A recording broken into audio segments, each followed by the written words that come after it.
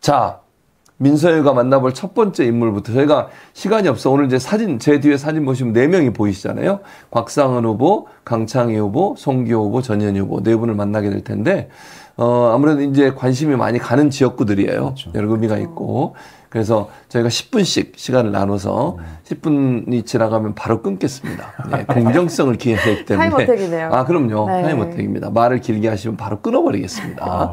그런 자세로 한번 해보도록 하겠습니다. 그래서 민서열과 만나는 첫 번째 손님은 정치 1번지라고 하죠. 종로에 출마를 선언하시고 민주당 후보로 확정되신 고 노무현 전 대통령의 사위 되시는 곽상은 변호사를 만나볼 텐데요. 바로 전화 연결해서 저희가 한번 연결을 해서 만나보도록 하겠습니다. 저희가 좀 이게 전화 연결을 또 제가 직접 해야 되기 때문에 연결해 보도록 하겠습니다. 여보세요? 곽상은 후보님. 예, 반갑습니다. 예. 저희 인터뷰 응해주셔서 감사드리고요. 자, 곽상은 후보님, 제가 노무현 전 대통령의 사위라고 소개를 했는데 이 호칭 말고 4월에 총선에는 서울 종로의 민주당 후보로 출마하시는 곽상은 후보십니다. 본인 소개를 좀 부탁드리려고 하는데 지금 시청자분들에게 본인 소개 좀 부탁드리겠습니다. 네, 안녕하세요 시청자 여러분. 제 이름은 곽상은입니다.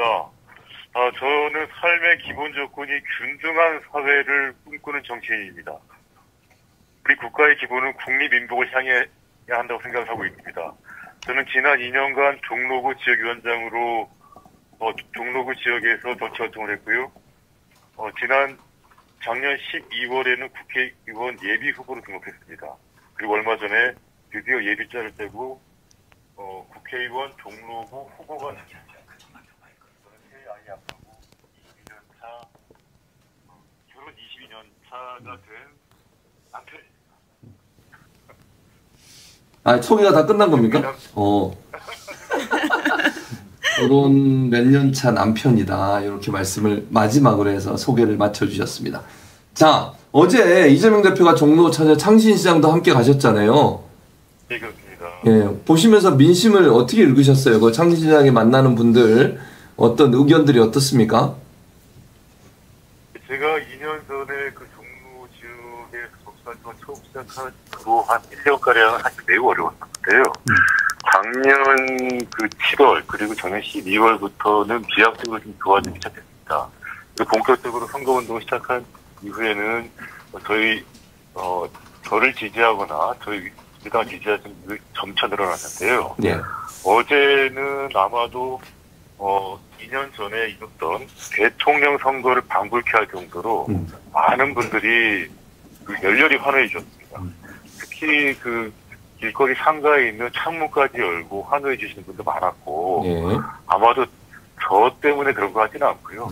이재명 대표께서 함께 오셨기 때문에 이렇게 더 큰 환영을 받은 것 같습니다. 그리고 저는 거기 그 카메라들이 굉장히 많이 왔었는데요. 그러니까 유튜브 채널도 많이 오고 뭐 공중파를 비롯하여 그 유튜브 방송도 많이 왔었습니다. 근데 저는 그 먹방이 나왔다고 그러더라고요. 예. 어제 족발집에 갔었는데 저는 먹방을 하는지도 모르고 그냥 먹고 이야기를 했다가 전 아직까지 제가 어떤 말을 했는지 어떤 모습으로 지켰는지도 모르는 상태에서 지금 이렇게 또 인터뷰를 하고 있습니다. 그러니까요. 제가 사실은 현장을 제가 다른 이제 오마이TV 채널에서 중계를 하면서 먹방 얘기를 제가 했고요. 5쌈, 5쌈이라고 예, 이재명 대표께서 곽상은 후보는 옆에서 그냥 이런 표현 죄송합니다. 깔짝깔짝 이렇게 하는 그렇게 드셨잖아요. 근데 이재명 대표는 쌈을 싸가지고 5쌈을 5쌈을 하셨습니다. 제대로 드셨는데. 네, 그래서 제가 그걸 이제 제가 중계를 했는데 그걸 잘라가지고 올려놨는데 10만 명 이상이 보셨어요. 엄청나게 많은 분이 보시고. 먹방이 대세니까. 그렇죠, 먹방이 대세입니다. 먹방을 한다는 제 사전에 고지를 못 받아가지고요. 그냥 조금 쉬었다 가라는 얘기인 줄 알고. 그냥 이야기를 했었습니다, 그냥. 그래서 제대로 방송 출연을 못했네요. 죄송합니다. 아닙니다, 무슨 말씀을. 구영식 기자님 뭐 궁금한 거 질문하시죠. 아니 저는 그 최재형 후보 쪽이나 금태섭 후보 쪽에서 그 곽상은 후보를 노무현 사위라는 것 빼고는 어떤 것도 내세울 게 없는 사람이다. 이렇게 얘기를 했는데 어떻게 생각하세요? 네, 그렇지 않아도 어제 최재형 후보하고 금태섭 후보하고 마치 말을 맞춘 것처럼 동시에 이제 제가 노무현 사위이기 때문에 심지어는 후보를 사퇴해야 한다까지 이렇게 나왔습니다. 최재형 후보가 했던 것 같은데요. 제가 지금까지 선거에 나와서 그렇게 노무현 대통령과의 관계를 지금까지 강조한 적도 없고, 살면서 그런 적도 없었고요.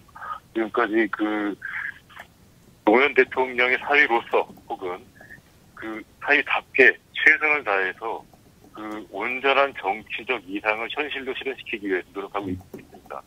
그런데 제가 마치 어르신을 팔았거나 정신을 오염시켰다고 하거나 그렇게 지금 오명을 씌우고 있어서 저로서는 최재형 후보의 품격 있는 정치에 대해서 매우 의심을 하고 있습니다. 또한 금태섭 후보는 본인도 오직 가지고 있는 경력이 과거에 검사를 잠깐 했다는 것인데 검사 잠깐 했다는 것을 가지고 지금 민주당에서 국회의원도 시켜줬어요. 그럼에도 불구하고 민주당은 탈당해서 지금 다른 세력의 지금 후보가 되는 거지 않습니까? 그런 분들이 불필요하고 잘못된 정치적 인식으로 지금까지 정치 행위를 이어오는 것 같습니다. 매우 유감입니다.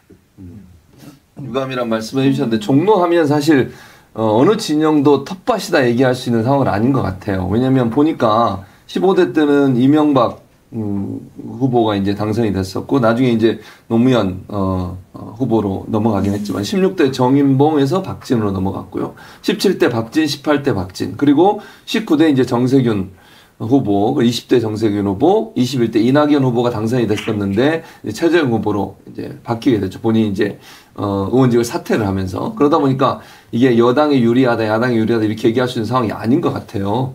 그래서 이번 총선에 임하는 이제 곽 후보도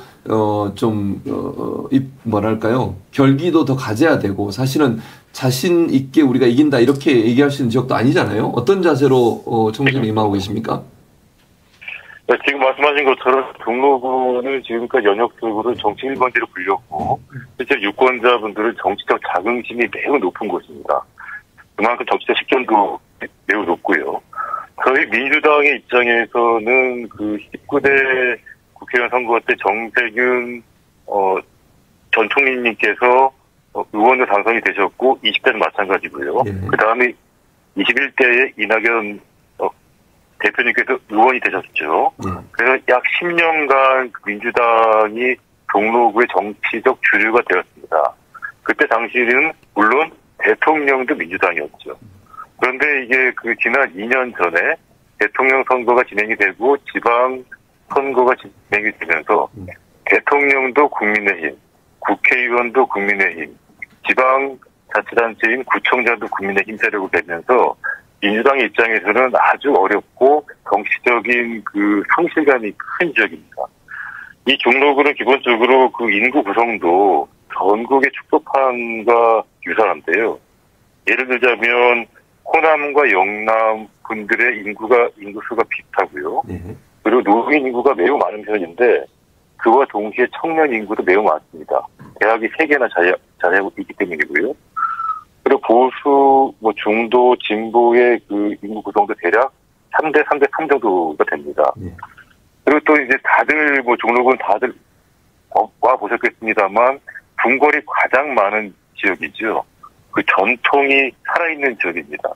또한 금융산업을 비롯해서 산업의 중심지이기도 하죠. 그래서 서로 이게 상반된 가치들이 있는데요.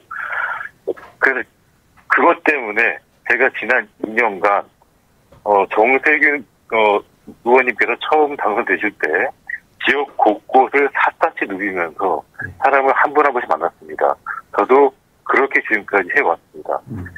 다른 많은 정치인들께서는 방송에 많이 나오시고 치거나 그렇게 했었는데 저는 사실은 그동안 정반대로 지역에서 선거의 기본적인 행동을 하는 것으로 선거를 대비해 왔습니다.